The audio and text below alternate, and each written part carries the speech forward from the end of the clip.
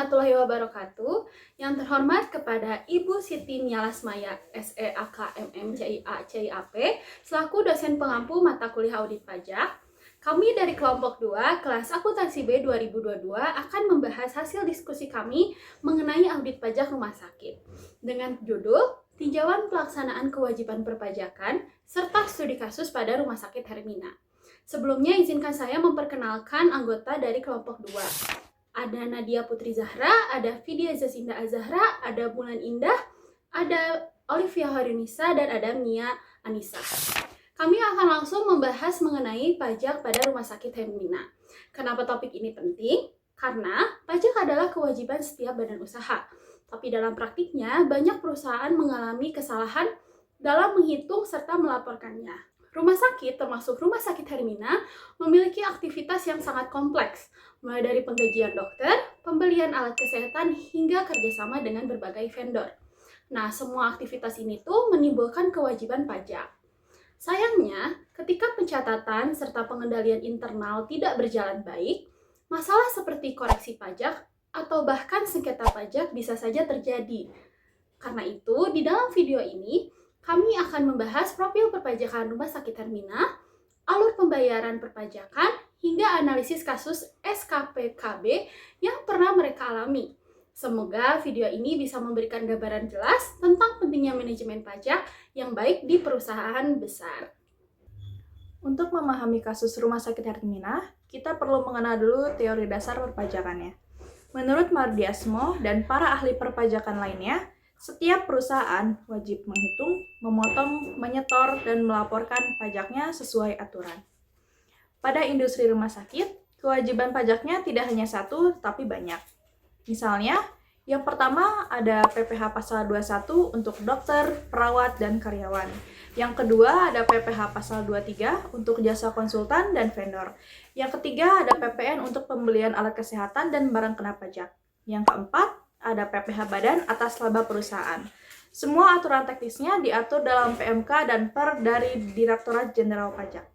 Nah, karena banyaknya jenis pajak ini, rumah sakit harus memiliki sistem yang kuat agar tidak salah hitung. Kalau terjadi kesalahan, Direktorat Jenderal Pajak bisa melakukan pemeriksaan dan mengeluarkan SKPKB. Dan ketika wajib pajak tidak setuju dengan hasil pemeriksaan, sengketa bisa berlanjut mulai dari keberatan, banding, hingga peninjauan kembali di Mahkamah Agung. Inilah dasar teori yang akan kita hubungkan dengan kasus Rumah Sakit Hermina nanti. Rumah Sakit Hermina adalah salah satu jaringan rumah sakit terbesar di Indonesia. Mereka memiliki lebih dari 49 rumah sakit dan ribuan tenaga medis di berbagai daerah. Dengan skala seperti itu, transaksi yang terjadi setiap harinya pasti sangat besar dan beragam. Misalnya, transaksi gaji dokter, pembelian obat-obatan, pengadaan alat kesehatan, hingga kerjasama dengan berbagai vendor, laboratorium, dan radiologi. Setiap transaksi ini punya perlakuan pajak yang berbeda-beda. Makanya, Hermina menyiapkan divisi khusus yang menangani akuntansi dan perpajakan. Mereka bertugas mencatat setiap transaksi, menghitung pajak, menerbitkan bukti potong, membuat billing, hingga melaporkan SPT ke DJP. Tapi, dengan volume transaksi yang sangat banyak, kesalahan kecil sekalipun bisa berdampak dengan besar. Dan inilah yang akhirnya memicu terjadinya sengketa pajak yang akan kita bahas pada bagian berikutnya. Sekarang kita masuk ke cara Rumah Sakit Hermina memenuhi kewajiban pajaknya. Secara umum, alurnya dimulai dari identifikasi transaksi, lalu menghitung pajak terutang, membuat ID billing, menyetor pajak ke bank, dan terakhir melaporkannya dalam SPT masa dan tahunan. Namun, pada tahun pajak 2016, hasil pemeriksaan DJP menunjukkan adanya ketidaksesuaian antara perhitungan pajak versi Hermina dan koreksi dari DJP. Surat ketetapan pajak kurang bayar diterbitkan untuk beberapa jenis pajak, seperti PPh 21, PPh 23, PPN, dan bahkan PPh badan. Koreksi terbesar yang tercatat berasal dari PPh badan, yaitu mencapai lebih dari 66 miliar rupiah. Sebagian diklarifikasi dan disetujui oleh Hermina, namun sebagian lainnya mereka ajukan keberatan karena berbeda interpretasi. Proses sengketa ini berjalan panjang. Keberatan ditolak, kemudian banding diajukan, tetapi tidak seluruhnya diterima. Hingga akhirnya, Hermina membawa kasus ini ke tingkat peninjauan kembali di Mahkamah Agung. Sayangnya, putusan Mahkamah Agung menyatakan bahwa peninjauan kembali Hermina ditolak.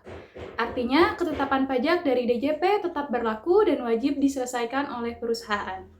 Dari kasus Rumah Sakit Hermina, kita bisa melihat bahwa masalah pajak di rumah sakit itu tidak sederhana.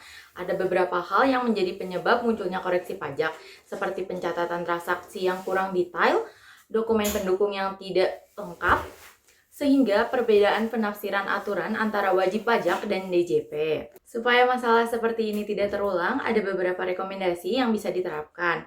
Yang pertama, ada memperkuat sistem dokumentasi dan digitalisasi administrasi. Yang kedua, melakukan pelatihan rutin untuk staf pajak. Yang ketiga, meningkatkan pengendalian internal. Serta yang keempat, melakukan audit internal secara berkala. Dengan langkah-langkah tersebut, risiko sengketa pajak dapat ditekan dan perusahaan bisa lebih patuh serta transparan dalam mengelola kewajibannya. Sekian video dari kelompok kami, semoga bermanfaat dan memberikan gambaran nyata tentang bagaimana kewajiban perpajakan berjalan di industri rumah sakit. Terima kasih. Wassalamualaikum warahmatullahi wabarakatuh.